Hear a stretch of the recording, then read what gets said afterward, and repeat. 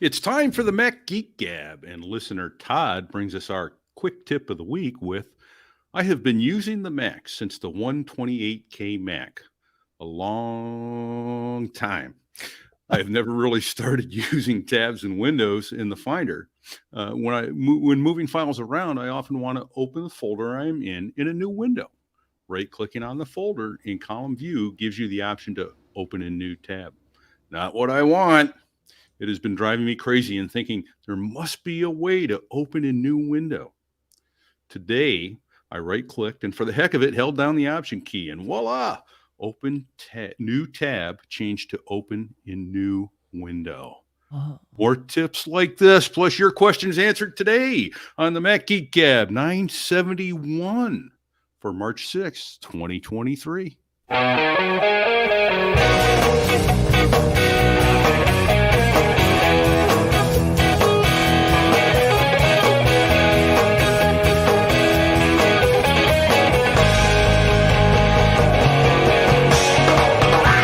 Folks, and welcome to Mac Geek Gab, the show where you send in tips like that. You send in your questions. You send in your cool stuff found. We share your cool stuff found and your tips. We try to answer your questions as best we can. Sometimes we have tips, cool stuff found, and even questions of our own.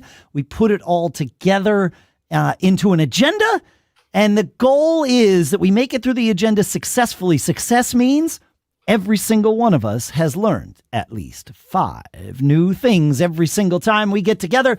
Sponsors for this episode include Zocdoc at Zocdoc.com/MGG. That's where you go to sign up for fee. For fee? No. Sign up for fee. Free. Correct. Yeah, no fee. Sign up for free. First day with the new mouth. And you can download the app and find doctors. It's fantastic. We'll talk more about that in depth. Other sponsors for this episode include Kolide, KOLIDE.com/MGG, and Honey at joinhoney.com/MGG. We'll tell you why you are going to want to visit those URLs for us later. I mean, one of the reasons would be to just support the show. When you visit those URLs and learn about our sponsors, that actually helps us, regardless of whether you buy. But there's other reasons why you will want to learn about them, and we will talk about those reasons in a little bit. For now, back here, hot off the plane from Cancun, here in Durham, New Hampshire, I'm Dave Hamilton.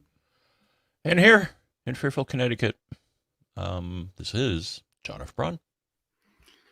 Et bonjour from Paris, France. It's Pilot Pete, everybody. I'm stoked. After the show today, I'm going to wander over to my favorite restaurant in the entire system, Fenêtre Secours, window on the courtyard, which is the French name for Jimmy Stewart and Princess Grace's movie, The Rear Window. Rear Window. What a great movie. Oh, yeah.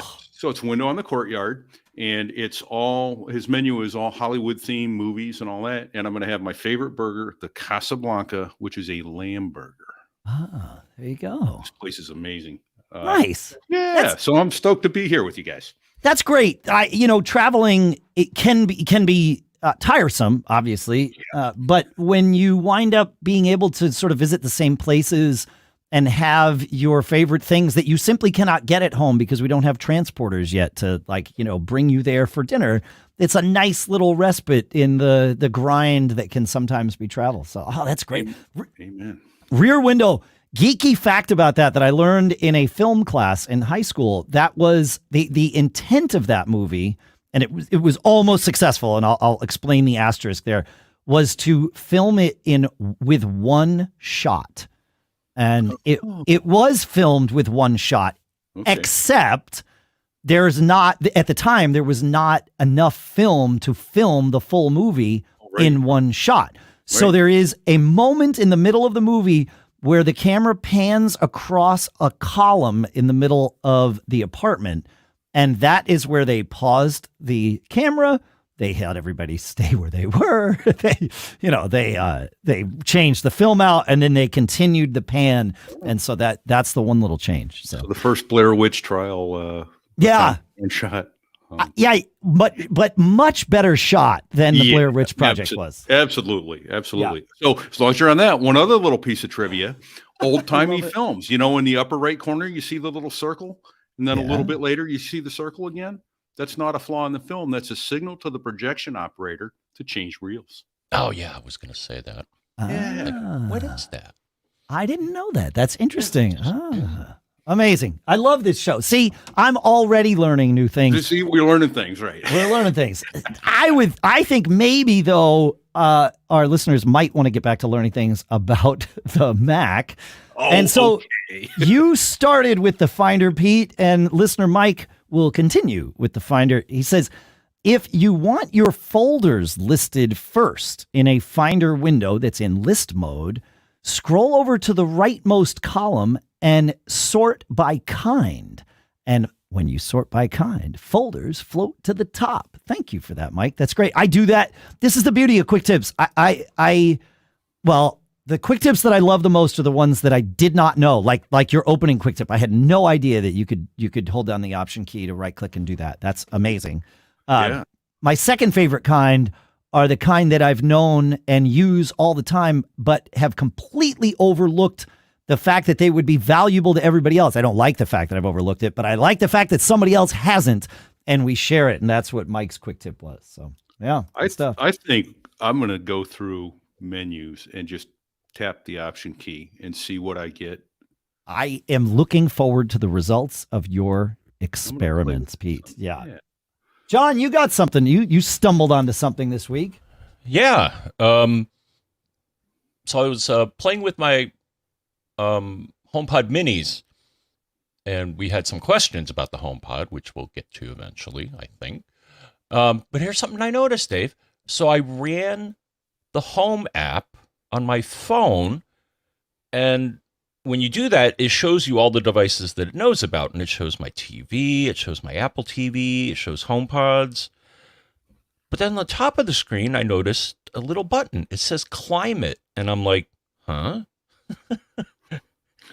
If you tap on it, the HomePod, I think it was an update in January that did this, but the HomePod knows the temperature and humidity in the room. Huh. I'm like, okay, that's an interest. I didn't know it could do that, but it can. Interesting. And I think I even had a chat with it. I'm like, what's the temperature and humidity? And it told me what it was. It's like, okay. So I would imagine that the use for this would be, writing a script where, if the humidity is over a certain amount, turn on the air conditioner. If the temperature is below a certain temperature, turn on the alert me if it's too low. Yeah. So you correctly, but in a misnomer kind of way, refer to it as a script. It's a shortcut automation is what you would, that's how you would interface with it. In the, do you do those automations in the Home app? I guess you do. You could probably do them in both places. I do it and I don't think about it. Yeah, it's the automation tab at the bottom of the Home app would be where you would do that. And you're absolutely right. Like I don't use HomePods for this because I don't have any, but I use like my Nest thermostats to alert me if the temperature gets too low. That'll tell me that there's a problem with the heat, like that morning not too long ago where the heat didn't want to turn on in the studio here.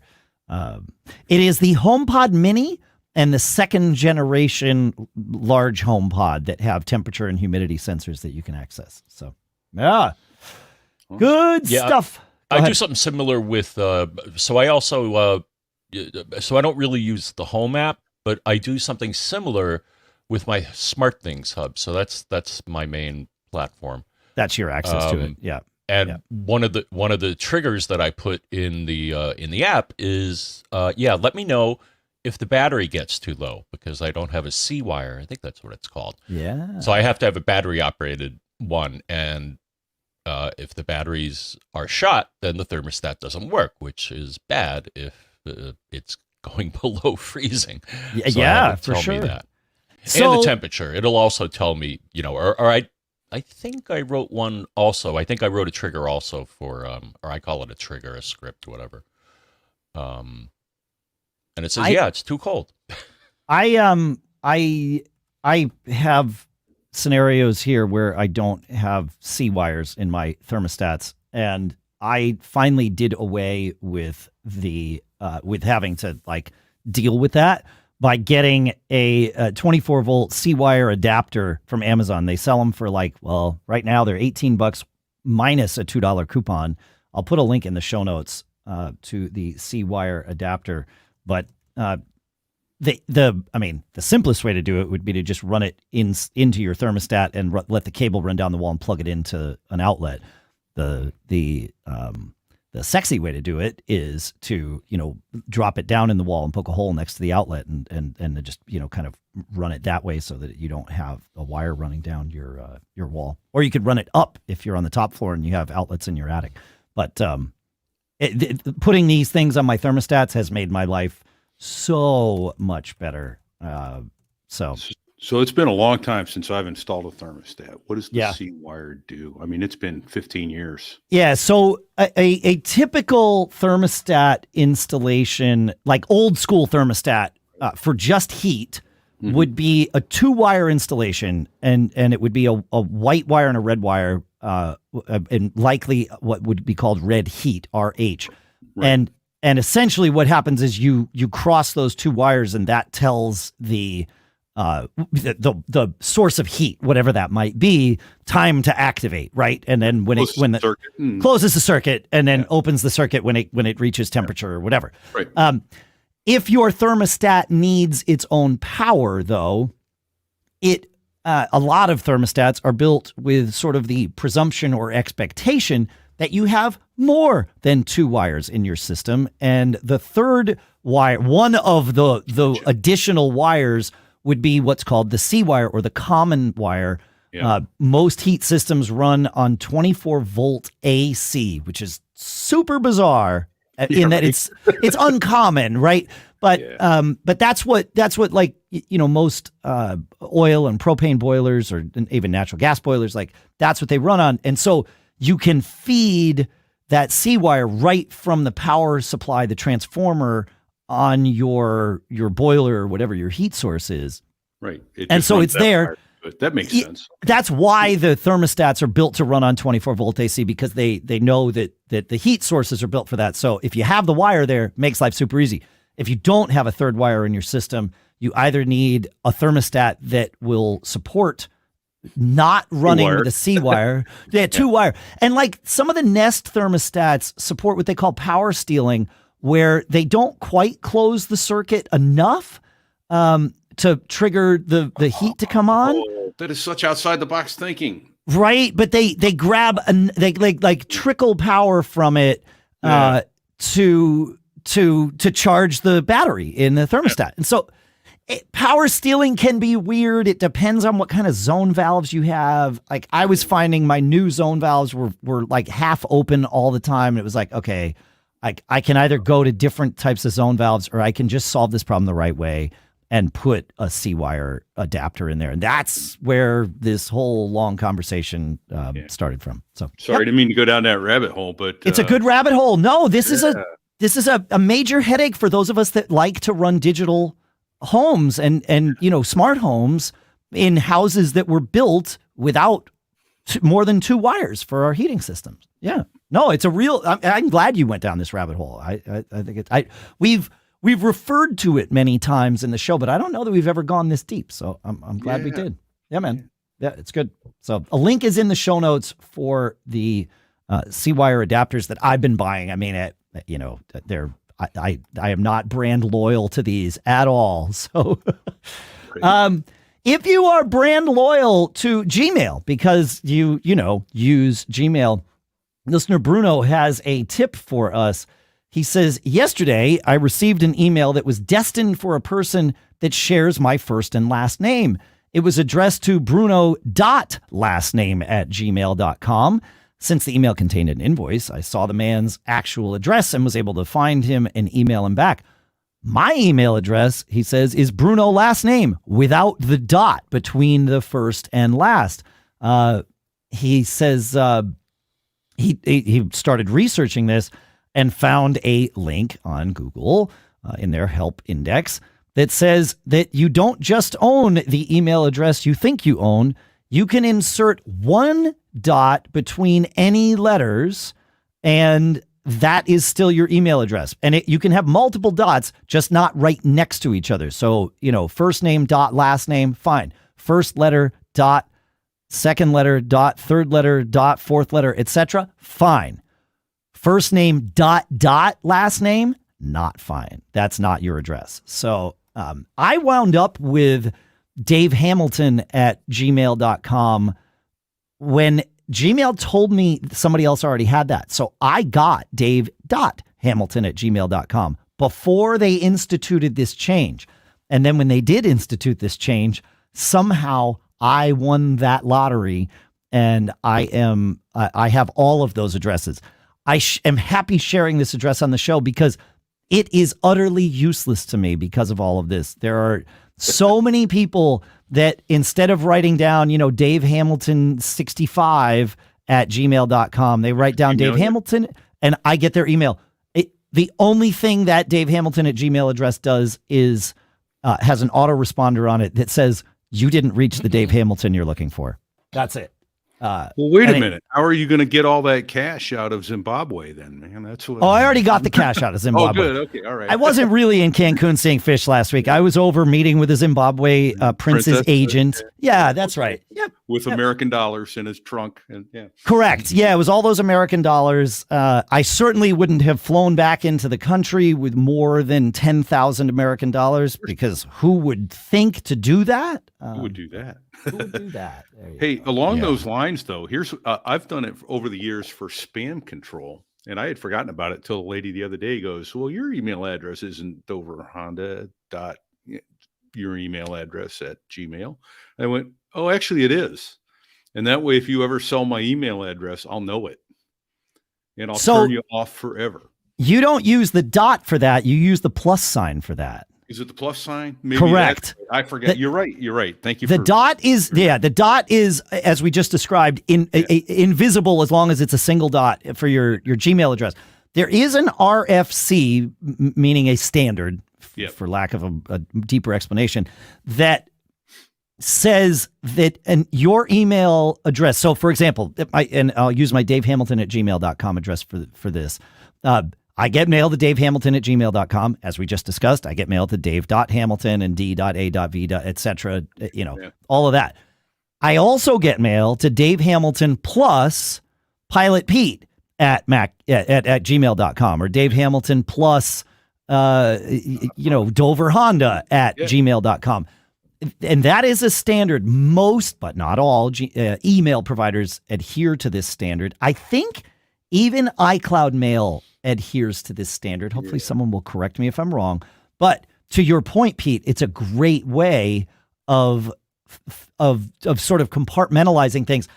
Using it as an anti-spam thing, it certainly could work if people are stupid. But if someone's going to spam you, they know about this RFC and they can just go and parse out the plus sign and anything after it, right? Sure.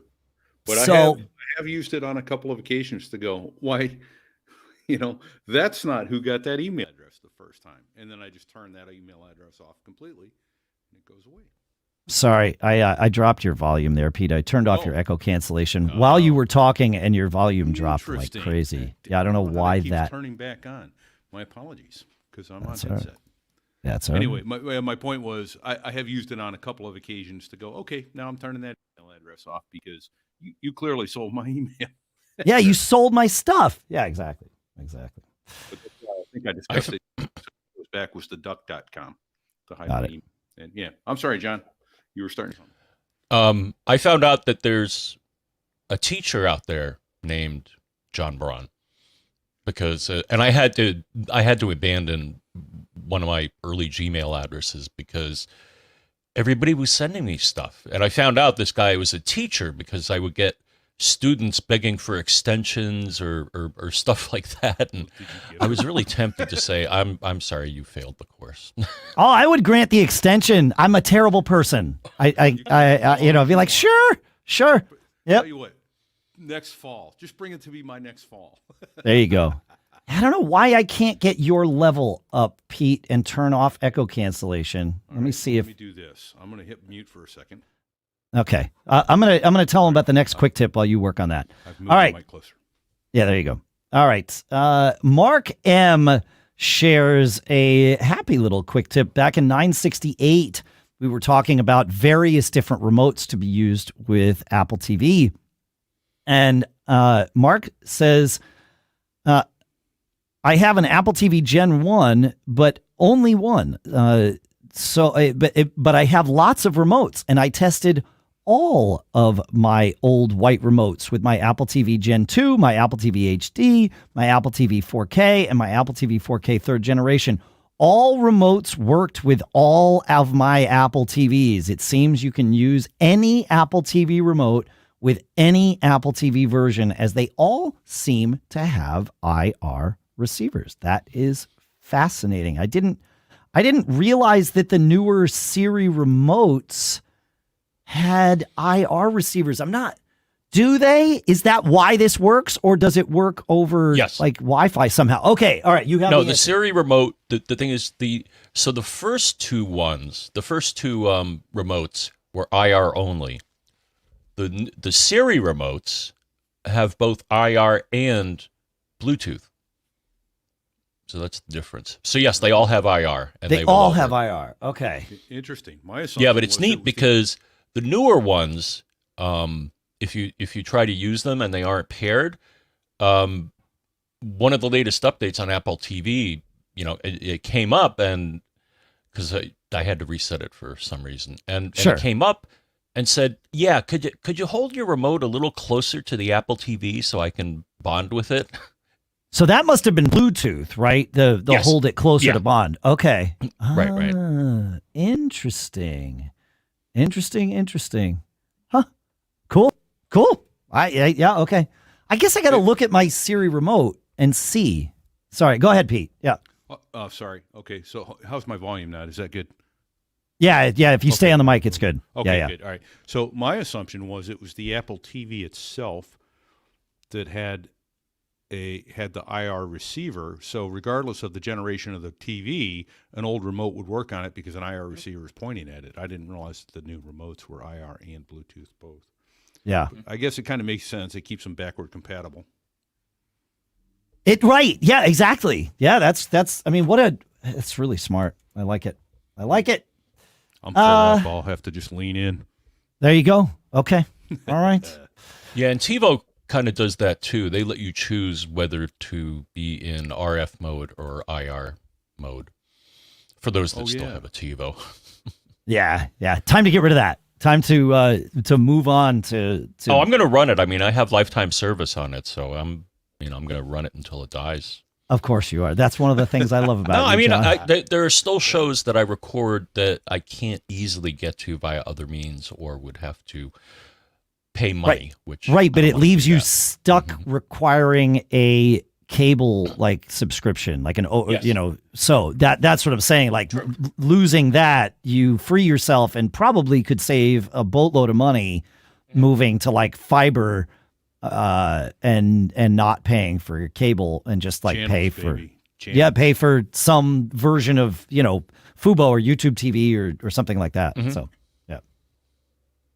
All right, our last quick tip comes from listener Ken, who shares. I'm not sure I understand this, but I'm hoping I do.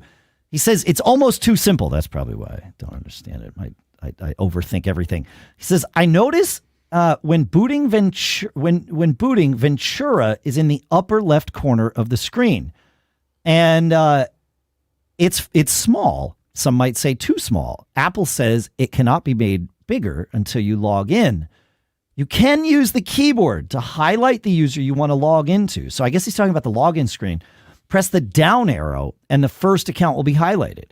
Press the right arrow and you can select which account to log into. Press return and enter your password. So I guess he's seeing the login screen for Ventura has small text, but you can use the keyboard to navigate that login screen. Yeah, that's handy stuff. I like it. We got questions. We're done with quick tips. Questions, cool stuff found, all sorts of stuff. All right, so look, you know how it goes. You've been stewing about this health problem you have. You almost resort to texting your group chat to get your friends' opinions, but you're extremely unlikely to find quality medical advice in your group chat. However, you can find it from a doctor on our sponsor, Zocdoc. Thousands of medical professionals on Zocdoc are there to help you. They listen like a friend and give you the expert care you need. Zocdoc is the only free app that lets you find and book doctors who are patient-reviewed, take your insurance, are available when you need them, and treat almost every condition under the sun. Look, surprise twists and tangents might work for podcasts, but maybe not so much for the medical care? Right. With Zocdoc, there are no alarms and no surprises. Choose from thousands of patient-reviewed doctors and specialists. Browse doctor profiles, upload and verify your insurance information, and get the care you need. To do this, go to Zocdoc.com/MGG and download the Zocdoc app for free. Then find and book a top-rated doctor today. Many are available within 24 hours. That's ZocDoc.com/MGG. ZocDoc.com/MGG. Make sure you go there. That way they know we sent you. And our thanks to Zocdoc for sponsoring this episode. Next up, our sponsor Collide has some big news. If you're an Okta user, they can get your entire fleet to 100% compliance. How? Well, if a device isn't compliant, then the user can't log in to your cloud apps until they fix the problem. It's that simple. Collide patches one of the major holes in zero trust architecture, device compliance. Without Collide, IT struggles to solve basic problems like keeping everyone's OS and browser up to date. Unsecure devices are logging into your company's apps because there's nothing there to stop them. Collide is the only device trust solution that enforces compliance as part of authentication, and it's built to work seamlessly with Okta. The moment Collide's agent detects a problem, it alerts the user and gives them instructions to fix it. If they don't fix the problem within a set time, they're blocked, and it uses Slack to do this. It makes life super easy for everyone. Collide's method means fewer support tickets, less frustration, and, most importantly, 100% fleet compliance. Visit collide.com/MGG to learn more or book a demo. That's KOLIDE.com/MGG. And our thanks to Collide for sponsoring this episode. All right, John, let's take us to our first question. Would you please? Yes, Chuck has a question. I don't know. And John's got the you've got the ambulance coming. Yeah, that's right. No, that's the fire truck. Okay. I know the different. I'm sure you do. Sirens. Yeah. All right. Oh yeah. All right. So Chuck says, after restarting my wife's computer and being sure only email and Safari are running, the low memory flag appeared again. And what he means by that is a message comes up saying, your computer is low on memory. To free up some memory, please close a few applications. I've seen this, so I'll tell you more later. Okay. Before and after, the system monitor memory window looked like the following. Is it reasonable that with two applications running, almost 5 gigs of memory of 8 is in use? A few minutes after another restart, the low memory flag appeared again, but the memory monitor did not change. It is still showing green, and it's showing green for memory pressure, and green is good for that setting. So I'm still not sure why this is happening. On the off chance that it is an iCloud syncing function, we've turned off all iCloud functions. The reason to suspect that is that we have a cable internet with great download speed, 60 to 100 megabits down, but only 10 megabits up. So if data is being synced to iCloud, could that be bogging things down? We're also planning a call to Apple support. And I thought I knew the answer, but I don't think I do, Dave. So I've gotten this, and we've touched on it a while back, but that memory is actually a lie. Which dialogue, memory? The dialogue saying that you're low on memory, I don't think he's low on memory. Because he said, 5 of 8 is being used. That there should be plenty of breathing room there. And from his screenshot, we can see that no swap is being used, meaning the system hasn't decided to engage the drive, the SSD or the hard drive, presumably an SSD on this machine, to like for overflow, right? So it's not hitting that overflow point. And that overflow point happens commonly and is not necessarily a bad sign. So the fact that he's hitting no swap use tells me like we're not having a problem. Yeah, I'm at least in my case though, what I found is that that's probably a sign that you don't have a lot of free disk space. So I can't make swap. Oh. At least that's what did it for me, right? Were you out of so when you saw this on your machine, I was critically low on free disk space. Aha. And I got this message. Oh, that makes sense. So what I did is, I ran Omni Disk Sweeper to, free up, find out who's hogging all my disk space. Another thing. Wait, stop. Omni Disk Sweeper is the wrong thing to run these days. It doesn't see everything. It hasn't in many OS versions unless you like run it as root. You want to use something more modern. And Space Lens, which is part of Clean My Mac, would be my recommendation. Unless something has changed with Omni Disk Sweeper that I don't know about. Obviously, that's possible. It did in a recent update, but I haven't seen a recent update. It helped me get the job done. The other thing that I found, Dave, is that APFS is a bit lazy on freeing up disk space. I've noticed this, and you've probably noticed this. So, you put some files in the trash, you empty the trash, and you look at the free space, and it hasn't changed. It's like, dude. What I found is running disk utility from recovery sometimes nudges the machine into freeing up that space. I've definitely had this happen to me. Where, I go to recovery, I run disk utility, and then I, go back into the OS, and it's like, oh, yeah, here's all that space that you wanted. Huh.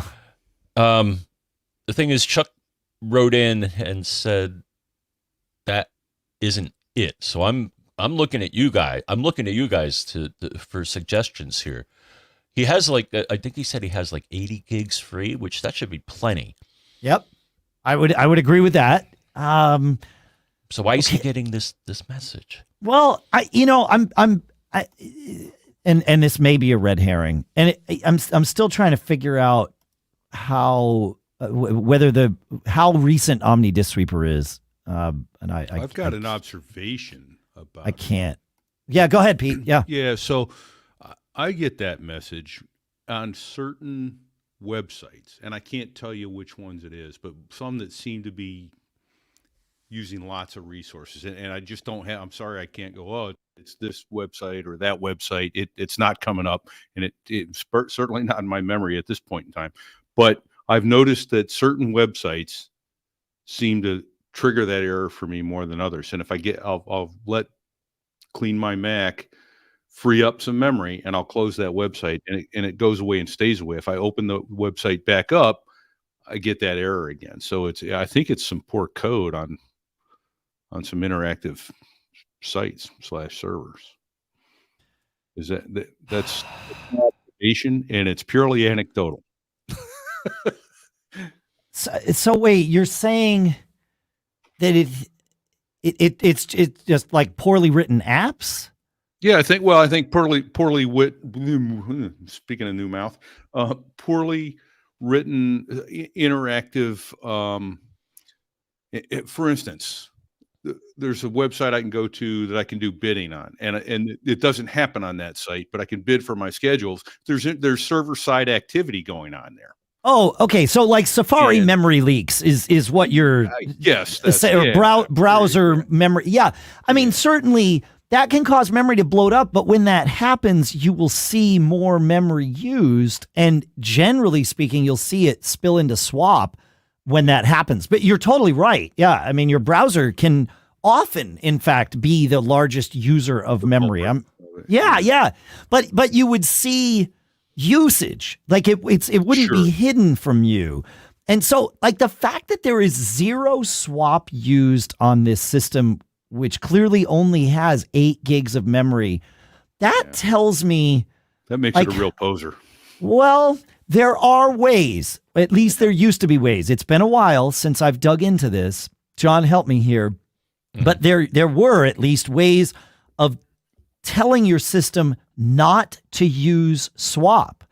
And I remember doing some of this in the past when we had slower, like spindle disks, you know, that would, when things started swapping, it would get super slow. And so like intentionally, we nerds would say, okay, well, I'm going to do whatever terminal incantation it was. I can't remember, but essentially disabling the system's ability to spill over into swap. In today's world, it doesn't slow things down, at least not the way it used to. And I'm not convinced it slows things down at all to go into swap. So I don't even know if that's possible, but seeing a system that's using no swap makes me wonder, has it been told not to? And then in that case, all of this would start to make sense. I don't know. That's my story. At least that's what I think my story is. I don't know. Do you have any recollection of this, John? I remember we talked about it on the show, but it's been a while, like years, maybe even decade. No. All right. No, I remember the thing you're talking about. I personally would not. Disabling swap, I don't think is a good thing to do. Well, no, I mean, and that's why it was a terminal, like a thing that we nerds would intentionally do for certain scenarios where it's like, I no matter what, I don't want you to spill into swap while I'm doing this thing. And so we would turn it off. And you just have to remember to turn it back on, because otherwise, like you said, it would be a bad thing. But, but I forget. So feedback at macgeekgab.com if you folks have any thoughts on this, or if you have a question of your own, your quick tip of your own, cool stuff found of your own.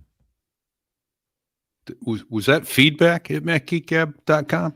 Yeah, now that I've got you loud enough, Pete. Yes, that's what it was. Yeah. I think you said feedback at macgeekgab.com. Amazing. Okay. I was just doing, so while you were talking, I was doing some Google foo, and there are some articles there on disabling swap and speeding up your SSD in macOS. So yeah. So maybe checking that and doing it in the reverse, right? So that you turn it back on. Let's put some of those links in the show notes for folks, Pete, for further reading. Those show notes will be at macgeekgab.com.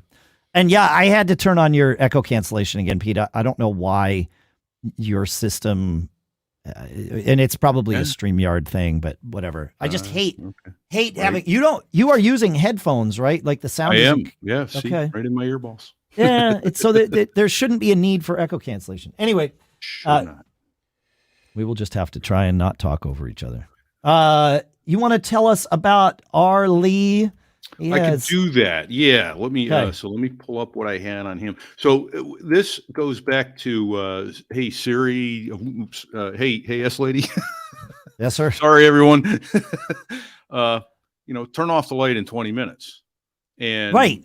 And I said that wasn't possible. It was, yeah. And so he wrote in and said, well, yeah, in 20 minutes, hey, S lady, in 20 minutes, turn off the desk light. Fail. Turn off desk light in 20 minutes, success. I tried it and I got, sorry, I can't do that for you. And the other one was, hey, that Google app isn't installed. I'm like, I didn't even mention Google. Right. So S lady, you're not being very helpful, but he did. I will add that he added some hilarity in there, for lack of a better word. He said, let me help with a personality analysis of Siri using the five big personality traits. Openness scores high. She likes to whiteboard ideas, but doesn't pay much attention to outcomes or results. Conscientiousness scores low. She often forgets to fix what is wrong and sometimes appears unorganized. She's not consistent and doesn't seem to care. Extrovert scores high. She loves attention and bling. Agreeableness scores high. She just wants to get along. She'll agree with you if you like her afterwards. And neuroticism scores high. Yes, she's moody. Siri is indeed moody. Yeah, Siri is moody. So we got a lot of comments about this after my opening quick tip of a recent episode where I said you could do this with the A lady, but you can't do it with the S lady. And like RLee wrote in, many of you said, you're wrong. I do this all the time with the S lady. And so I set about trying to figure out where and why and what. And some of my devices will do this with Siri. Some of them will not. And they are 100% consistent as to which device. If a device does it once, it will do it all the time. If a device never does it, I can never get it to do it. I thought maybe it was, okay, devices that are connected via Homebridge would be in one category and devices that are super native HomeKit would be in another. Not the case. I can't, even using my well-honed troubleshooting mindset, I cannot find a rhyme or reason as to how to decipher whether a device will support this with Siri or not support this. And again, by this, we mean saying, S lady, turn off device in 5 minutes, or in 5 minutes, turn off device. Whatever the language, I've tried different permutations of language. It doesn't seem to matter. I don't get why this would happen. I'm sure there's a good reason, or there's a reason. I'm not convinced it's going to be good. Yeah. But yeah, it's been interesting. So, and yeah. What's the name of the new protocol that everybody's leaning into? Matter, Pete. Matter. Yeah, that's right. I knew it would matter. It does matter. Sorry. You know what matters is mail, and we've had a couple of questions about mail recently.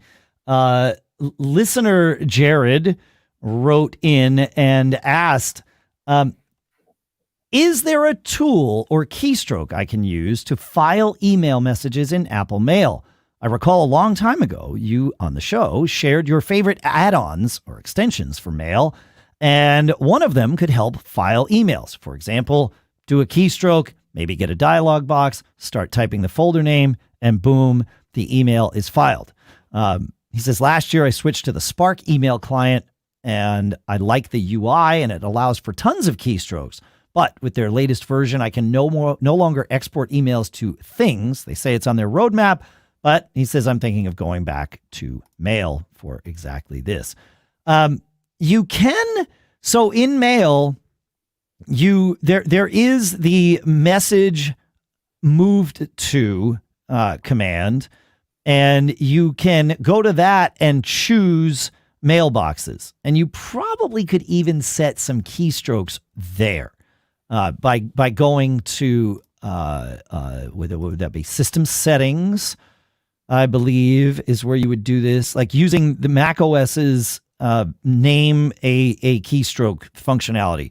It's going to be a little tedious to do this, but you could go into, where is keyboard? Is it in general now? I freaking hate what they've done to me here in this. No, I guess it's just, there's just, I love it when my audio cuts out when I'm doing things in macOS. I am dealing with Apple on that, by the way. They are very curious about this. Yeah, and the fact that I can replicate it on all of my Macs, and my guess is all of you can too. But anyway, going into keyboard shortcuts in the keyboard system settings pane would be one way to do that. However, there is an add-on that will do this for you, and it is Mail Act-On. That is the key, no pun intended. It's part of SmallCube's Mail Suite, and includes a couple of other things. Mail Act-On is one of them. Signature Profiler is another. Those are the two I use. Mail Tags is, I believe, their most popular one. It's just not one that I use, but it's all part of SmallCube's Mail Suite. So I can't imagine running Mail without Mail Suite, and so that would do it, because I can assign rules to any keystroke I want. Is one of the things Mail Act-On does. So I could say, anytime I type this keystroke, I want it to go into that mailbox no matter what, and then boom. But you can also have it be, because it's a rule, you can actually have some if statements, so you can have it be conditional based on criteria of the message. So you could have a keystroke for archive, but if you've got 4 different mail accounts, you could have the archive keystroke archive to the correct archive box for that mail account based on the criteria in Mail's rules, but you're still just using the same archive keystroke all the time. It's cool. It's a fantastic thing. John, you and I've been talking about Mail Act On because one thing it can do is it has outbox rules. So you can have it, like, for example, when we reply to you when you email feedback@macgeekgab.com, or if you're a premium listener and you email premium@macgeekgab.com, when one of the three of us replies to that, we CC that same address so that the other two of us can see the reply. And it makes us realize, oh, that question's been answered. I can move on to the next one. I think I realized recently that you weren't using Mail Act On to do this as an outbox rule, because I've been using that for a long time. Have you started using Mail Act On's outbox rules to auto add that CC? Not yet. Oh, dude, please do that, because it eliminates the opportunity for human error. Mm-hmm. Not only human error where you might forget to do it, but also human error where you pick the wrong one. The computer will always pick the right one. Makes life super easy. So yeah, and you already have Mail Suite, you don't, right? Like you use that for signature profile. Oh, dude, this is a 5-minute ad, and it will change your life. So, all right. Do you guys have any other ways of filing mail that don't rely on Mail Suite? Maybe another plugin or another thing before we move on to the next mail question? No, I find the delete key works great. Well, but that files them in the same place. Yes. but effectively, every time it's tried. It is effective. It is effective. No, I'm using that, although I'll be interested to play with using a keystroke to file it, because I have not been doing that. Huh. I've been, it comes in and messages about my other show turn blue and go to that folder, and sure, messages about the airplane do that, and so that's cool. I like that about it. It's nice. Yeah. The rules are super effective, but I got to play with this keystroke thing.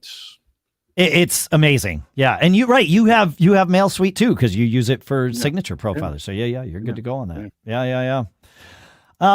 The next thing that we have here on mail is, I don't know why I don't have any of this stuff, is from Chris about filtering spam.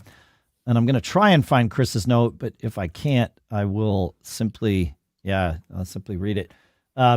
Chris asks, and I don't think we've answered this, but maybe there has. I don't know, maybe we did. Pete, did we do this in a show where you weren't here? Oh, because Pete surfaced these for us, but I don't know.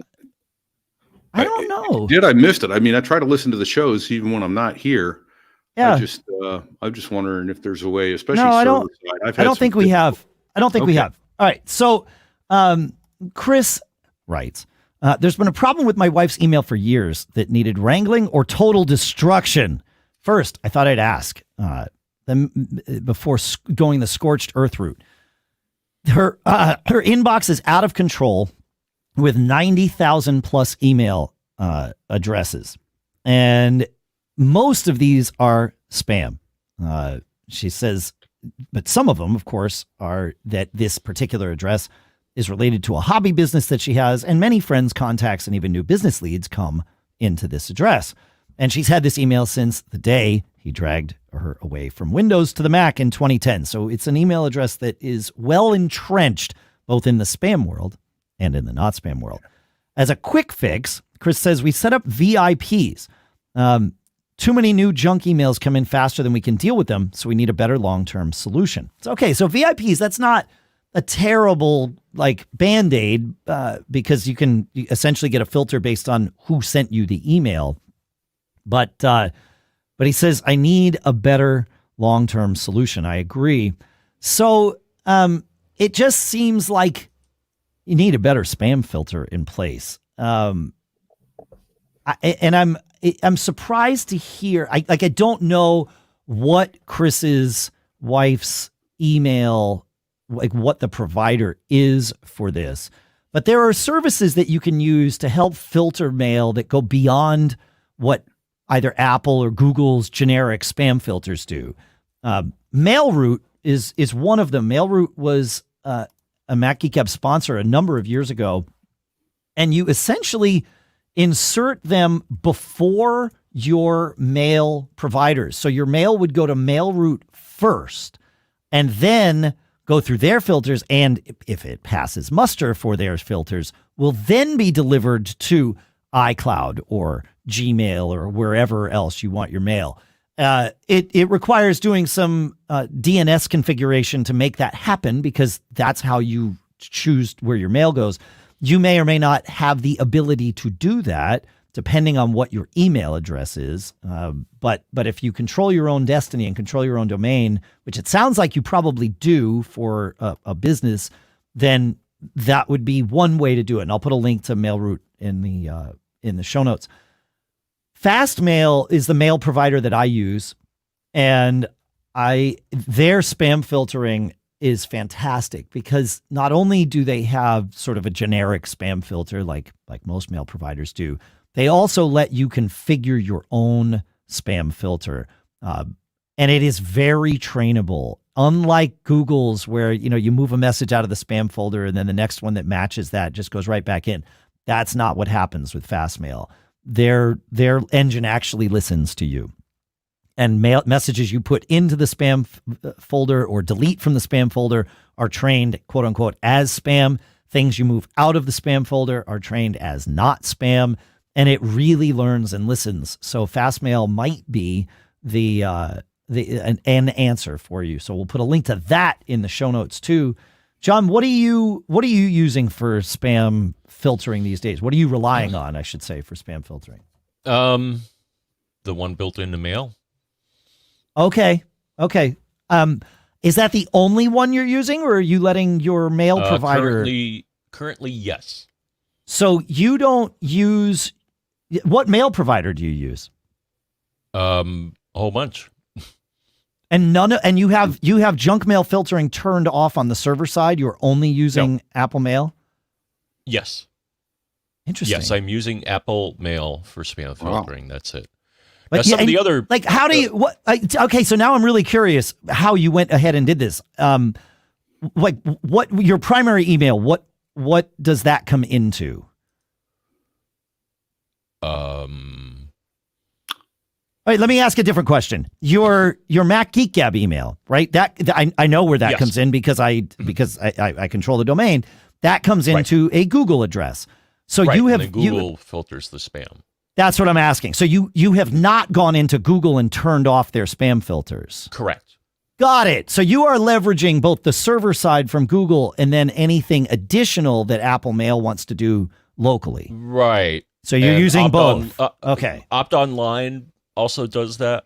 They have spam filtering, so that's my ISP for the moment. Okay. So you're letting whatever the server side for your provider is do their thing, and then you've gone into mail preferences and actually turned on its junk mail filter to do more on top of that. Okay. All right. That makes more sense. All right. Got it. Yeah. Now in the past, I don't know why I stopped using it. Because the various services do a pretty good job on the server side of filtering out garbage. Oh, yeah. That's why I was surprised when you told me you turned those off. It's like, why? They're usually pretty good. Yeah.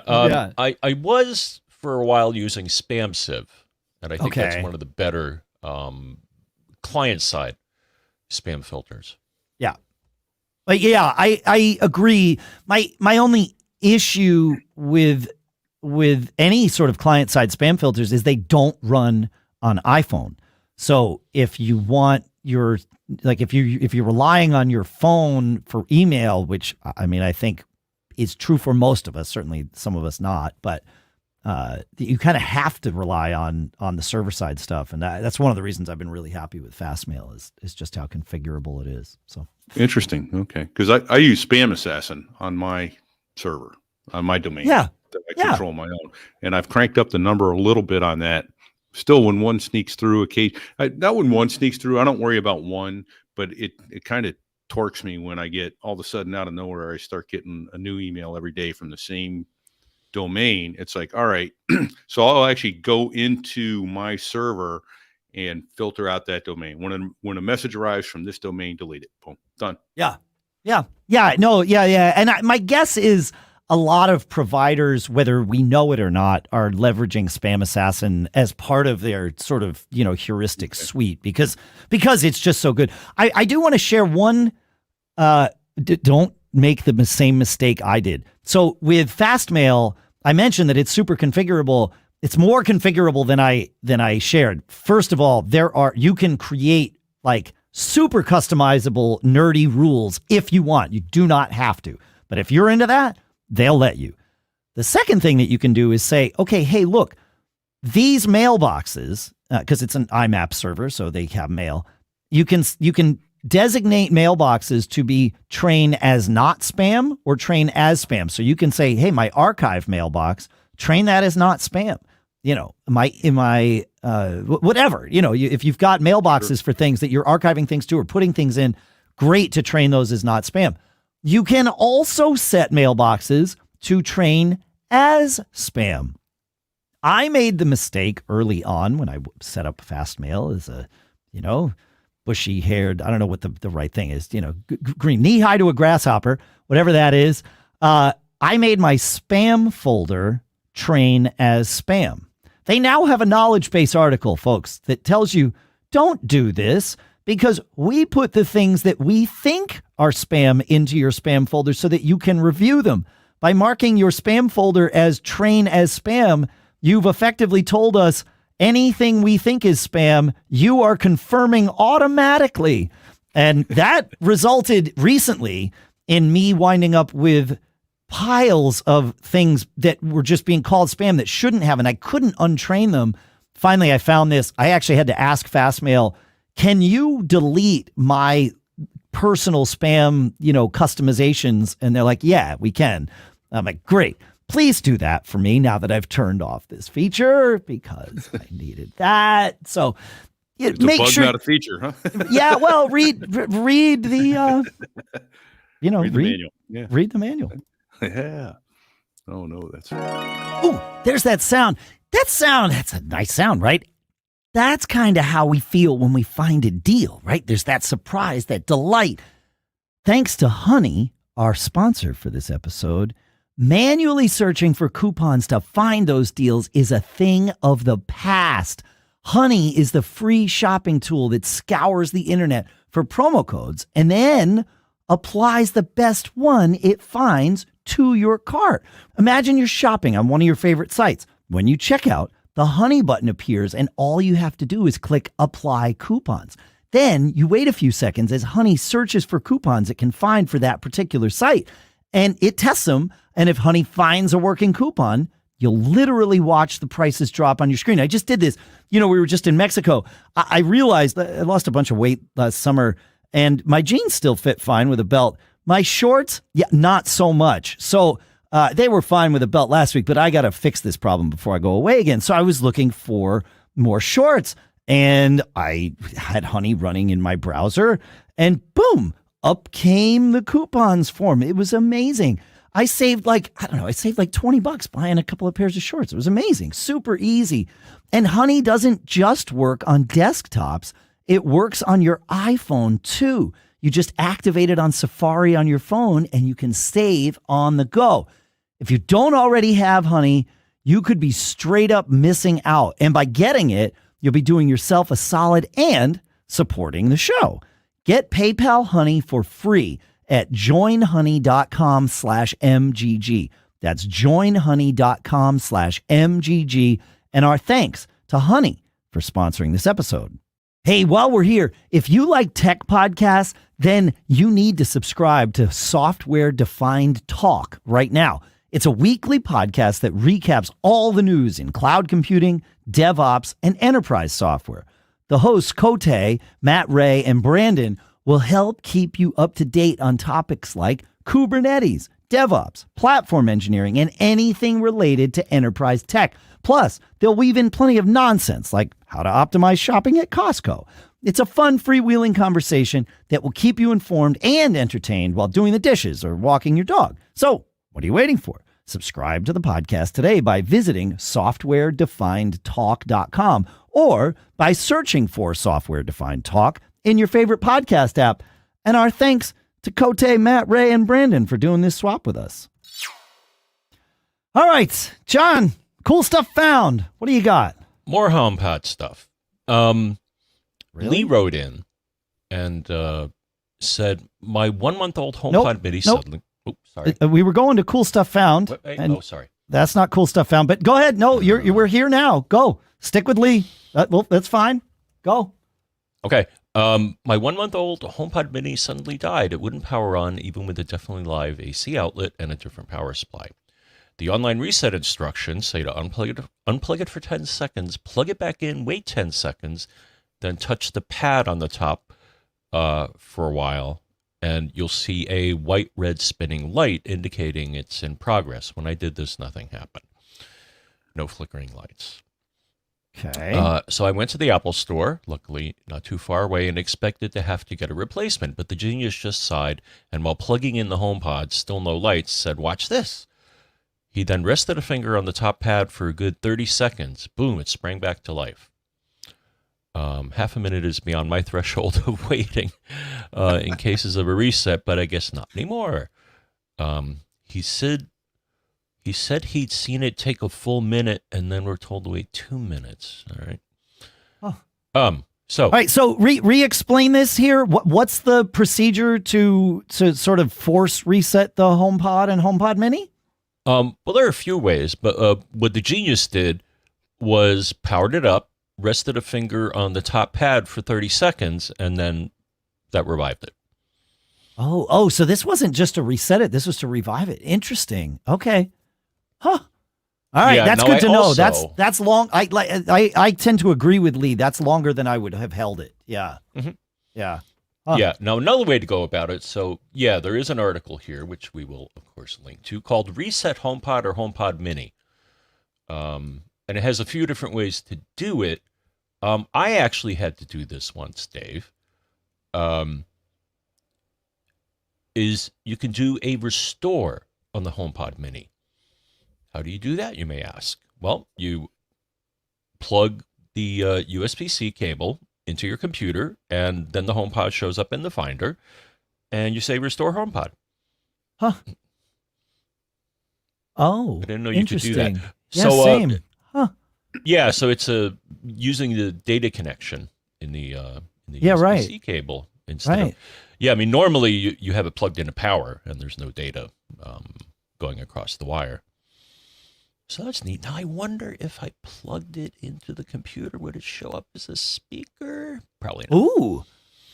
I wonder, like, would that be a way of having, essentially zero latency sound? I mean, I know with digital, there's no such thing as zero, but like closer than over Wi-Fi. Yeah. Yeah, I should try that. Yeah. Huh? Interesting. All right. Yeah. Well, I'm glad we did that one. That's a great tip for all the HomePod folks out there. Now going to cool stuff found. Allison shared a great little monitor with us. She says, I heard you talking about the ViewSonic 1080p USB-C display a few weeks ago. She said, I had a 1080p display from CocoPar that I like too, but I just bought a 4K display from KYY, and it is so much better. It's super bright and super crisp. And get this, it's only $240 at Amazon, and at least as the moment of her email and the moment at which I bought it yesterday, there's a $20 off coupon, bringing it down to $219. Yeah, I'm moving from the previous one that I had that was 1080p and I'll call normal, to the 1080p OLED display, which is what I talked about most recently after CES. That too made a huge difference. And there are OLED 4K displays, portable. We're talking about these 15-inch displays, the portable displays to use when you travel. I've got, about 10 days of travel coming up between Podcast Movement in Vegas and then South by Southwest in Austin. So I figured perfect time to test this $220 4K display. So that should arrive before I leave, and I'm looking forward to checking it out. So thank you, Allison, for sending that in. Of course, links are in the show notes, including a link to Allison's review about that display as well. So thanks for sharing that. Now you want to take us to Alan, Mr. Yes. Braun? Great. Alan says, in a recent episode, you were talking about options for scanning family photos that were not digitized. I have used Google's PhotoScan app on the phone to get photos from our children's scrapbook into Photos. The app has the ability to take multiple photos of the paper photograph, one at each corner, in order to illuminate any glare from lighting on the glossy surface of the photograph. It then stitches these photos together to get the best photograph in a digital format. The photos can be saved to the iPhone's photo library, nice, or to Google if you desire. I've used this multiple times to get scrapbook photos into a slideshow that can be shown at rehearsal dinners and other family events. Okay. Cool. Yeah, Google does everything, don't they? That, yeah, go ahead. It's an HDR. I was just saying, it's an HDR photo of your photos, basically. Yeah. Right? Yeah. Yeah. Yeah. Yeah. And I think it does like a lot of aspect correction and like all of that stuff. Keystoning. Yeah. Okay. Keystoning. Yeah, exactly. We've had people recommend this in the past. I completely forgot about it until I saw that, you had this one in the show notes. It's like, right. If you want to do this on your own, that might be the answer, because you probably already have the hardware to make it happen. I think I may have done that. We used that at one point. You don't even need to you just move the phone around over the picture, right? And it takes it automatically when it sees the best. Yeah. That's right. Yeah. Yeah. Pete, you ran into a problem this week where I did. And you know what the worst part of that problem was? My personal tech guru decided to take that week vacation in Mexico. So I'm just saying. I wonder if I ran into him down there. you may know him well. Oh, man. So I was on Tailscale when we talked about Tailscale several months back. I jumped right on it, played with it a little bit, got it up and running. I'm like, man, this is great. And I've been all over the world. Get right VPN right back into my disk station. Yeah. Guess what? It doesn't appear to happen on any other device. Well, any other device that I have. But your disk station has a software key that allows it to encrypt and decrypt and be part of that overlay VPN that is Tailscale. And that key expires. I have no idea why it doesn't appear to expire on my MacBook or on my iMac or on my DVR, on my Mac Mini or any of those things, but I couldn't all of a sudden connect to my disk station. So I started looking around and I couldn't find a simple answer right away. I did find one that's like, okay, well, go create a new key and then install it this way. And was it Docker or something else, Dave? I don't know what. Anyway. No, there's an answer for you here. Yeah. And really there's a piece of advice that if your tech guy wasn't on the beach in Mexico or floating in the pool. Yeah. By the way, if you're going to go to Mexico, talk about cool stuff found. I'll find the link that Lisa bought. She bought this year. We always bring little floats to kind of float around in the pool with, and we bring the Arctic brand, RTIC brand, because they're like half the price of Yeti brand. But we bring insulated mugs so that we can ask the bartenders to pour our drinks in these mugs, and then they stay cool in the hot sun. This year, Lisa bought floating pool cup cozies, and they tethered, the two of them tethered together. People, we loved them, and everybody went gaga over it because all you had to do was float around. And if you needed a drink, you just lean forward and sip out of the straw, and the thing would just float in the pool. It was amazing. So I'll put a link to that somewhere in the show notes or whatever. I got to get it from Lisa. Yeah, no, it was great. But as for everyone running Tailscale, yes, right. Yeah. But wait, there's less.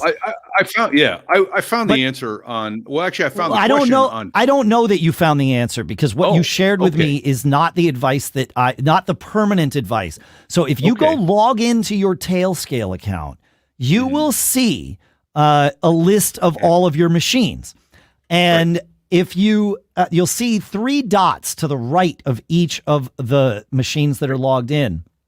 You can choose to disable key expiry for any or all of your machines. And this solves the problem that you ran into because the Yes. keys expire. So I don't know if that's the solution you found. It did, like when I read through your email, I wasn't sure. So Oh, it is. Yeah. So that Okay. is what I found, but it took me a while to get there. Like I said, initially it was all this doc, do a Docker, get a new key, that kind of stuff. And I'm like, well, the question I have is overall is a rhetorical one. Why would you expire this key?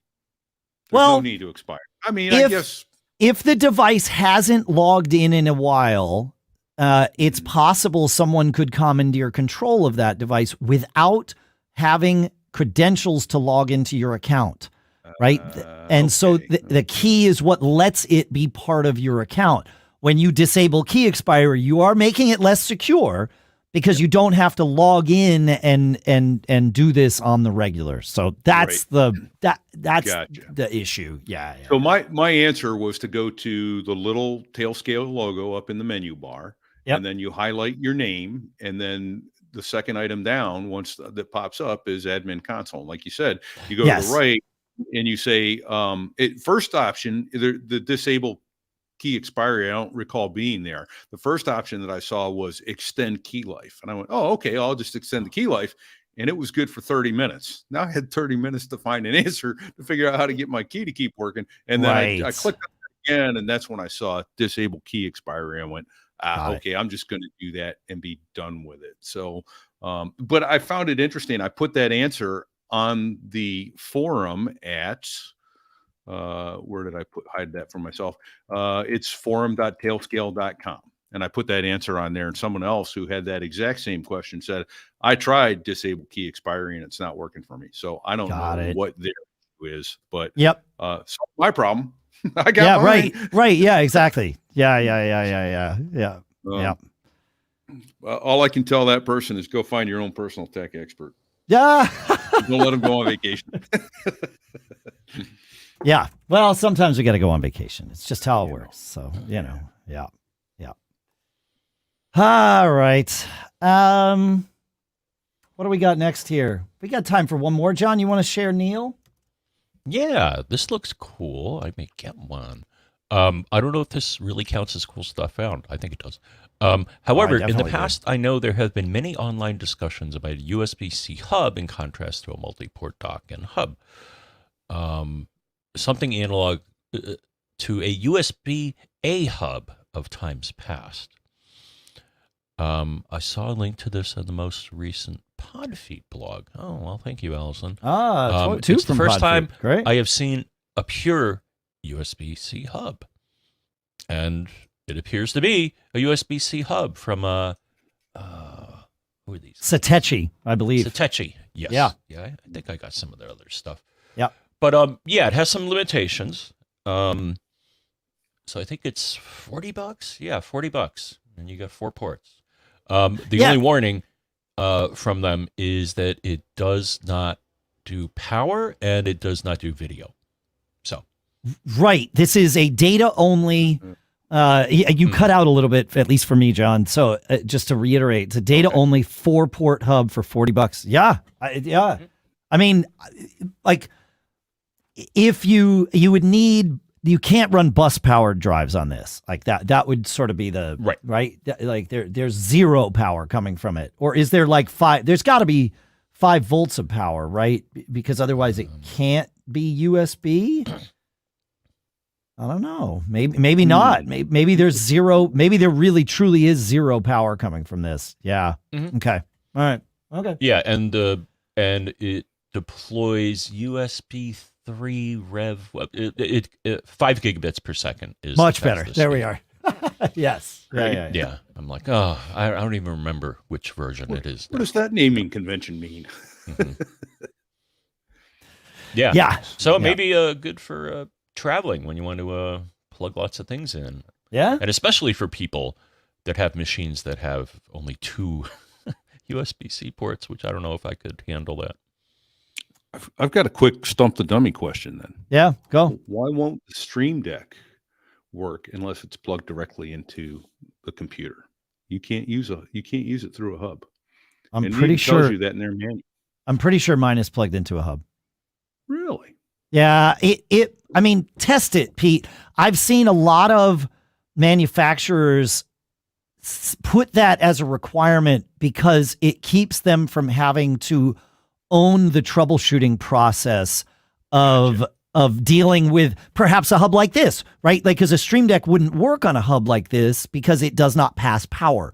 And the Stream Deck needs power because it needs to be lit up. Like your device, for it to work on this, it would almost have to be externally powered. Like maybe a mouse, but I don't. Well, yeah. Here's where it didn't work on the little hub that I have, my little travel dongle type hub. Sure. Is the only USB-C port on that is power in.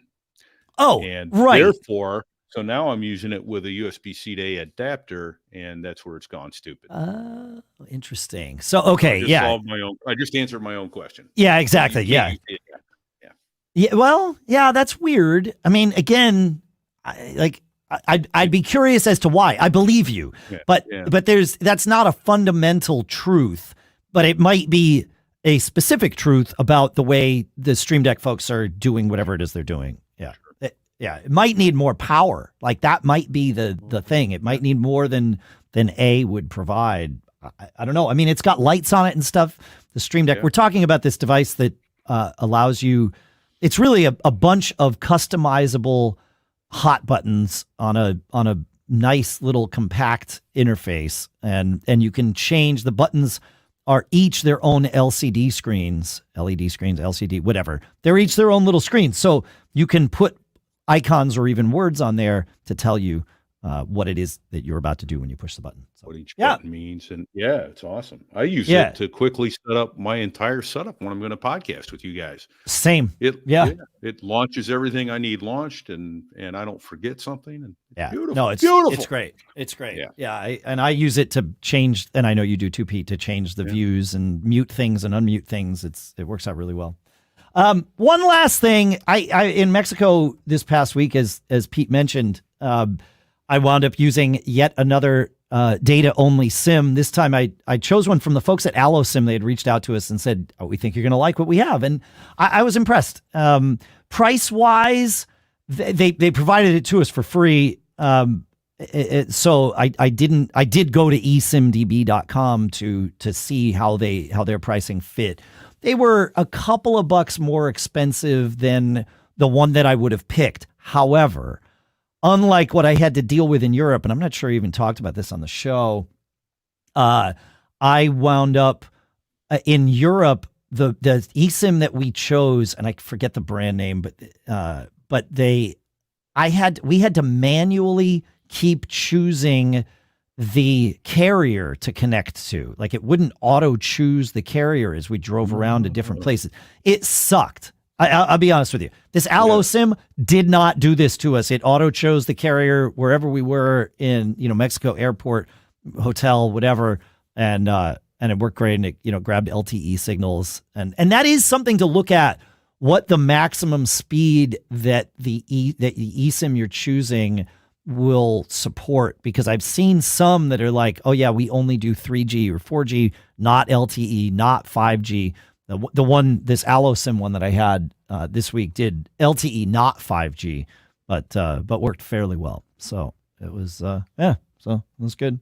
If they come up and they're the right SIM for the right price, I would happily choose them again. So,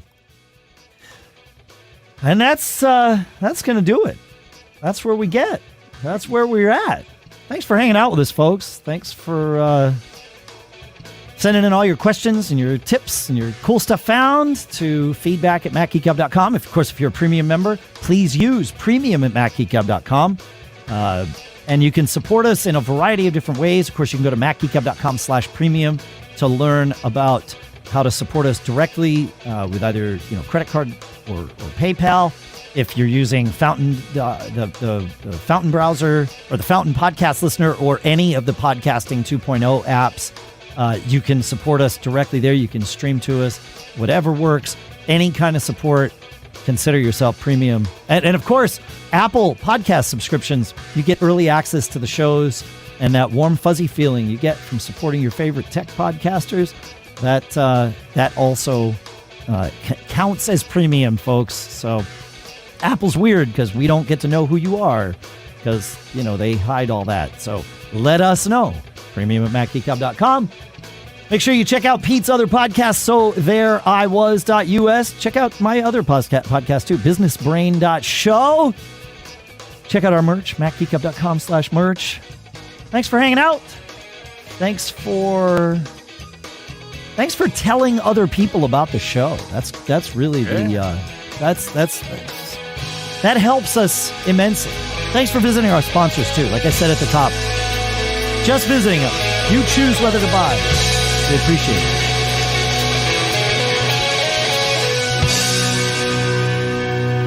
All right, John. If you're not tired of doing this, what's it say on Pete's shirt? Beetle. Oh no, that's your shirt. What's it say? It says, "Don't get caught." Made on a Mac. That's some good advice. Wish me luck in buying fish tickets in 2 minutes. Later.